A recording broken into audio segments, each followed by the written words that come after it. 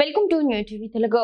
హనుమాన్ చిత్రంతో దేశవ్యాప్తంగా సంచలనం సృష్టించిన దర్శకుడు ప్రశాంత్ వర్మ తన సినిమాటిక్ యూనివర్స్ లోని తదుపరి చిత్రం జై హనుమాన్ ను అధికారికంగా ప్రారంభించారు. కర్ణాటకలోని హంపి సమీపంలో ఆంజనేయుడి జన్మస్థలంగా ప్రసిద్ధి చెందిన అంజనాద్రి బెట్టపై పూజా కార్యక్రమాలతో ఈ సినిమా లాంఛనంగా మొదలైంది. ఈ చిత్రంలో హనుమంతుడి కీలక పాత్రను కాంతారా ఫేమ్ జాతీయ అవార్డు గ్రహీత రిషబ్ శెట్టి పోషిస్తున్నట్లు చిత్ర బృందం ప్రకటించింది.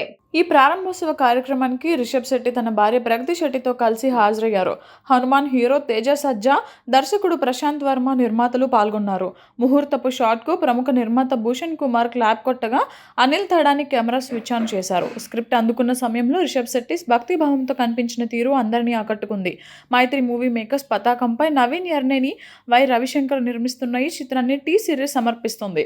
2024 సంక్రాంతి బ్లాక్ బస్టర్ హనుమాన్ కు సీక్వెల్ గా వస్తున్న ఈ సినిమాపై భారీ అంచనాలు ఉన్నాయి. అత్యాధునిక సాంకేతికత, గ్రాఫిక్స్ తో భారతీయ సంస్కృతిని ప్రపంచానికి చాటి చెప్పేలా ఈ చిత్రాన్ని రూపొందించనున్నట్లు దర్శకుడు ప్రశాంత్ వర్మ తెలిపారు. గౌరహరి సంగీతం అందిస్తున్న ఈ సినిమాను తెలుగుతో పాటు హిందీ, తమిళం, కన్నడ, మలయాళ భాషల్లో విడుదల చేయనున్నారు. త్వరలోనే రెగ్యులర్ షూటింగ్ ప్రారంభం కానుంది.